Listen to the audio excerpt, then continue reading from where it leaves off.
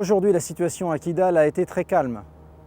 Il y a eu certes des combats entre la CMA et le Gatia, mais ceux-ci se sont déroulés derrière moi à plus de 40 km.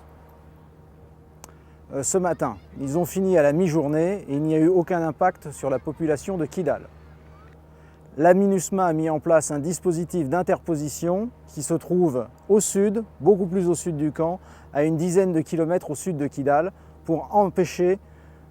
les différents mouvements de se battre à proximité de Kidal. En même temps, nous avons en permanence un dispositif d'observation qui nous permet de contrôler les accès venant du sud et de l'est de Kidal, de façon à déceler au plus tôt l'arrivée possible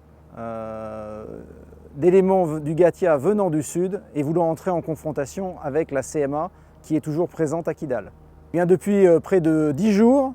le secteur nord de la MINUSMA, à Kidal, entretient ce même dispositif qu'il complète par des patrouilles fréquentes de jour comme de nuit en centre-ville pour rassurer les populations et surveiller l'évolution de la situation au centre-ville. Actuellement, les forces d'interposition sont déployées au sud et à l'est, barrant les routes provenant d'Anefis, de Takalout, de Menaka et de Tineseako,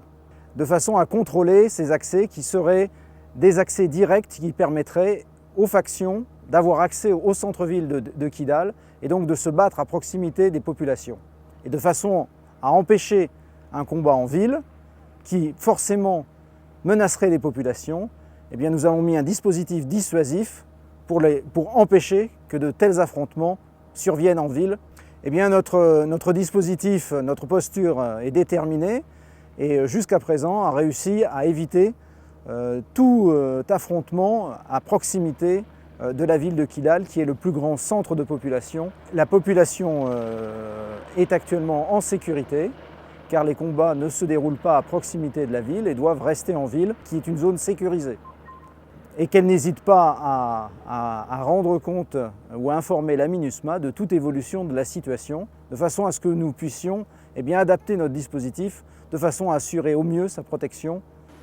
si la situation venait à évoluer.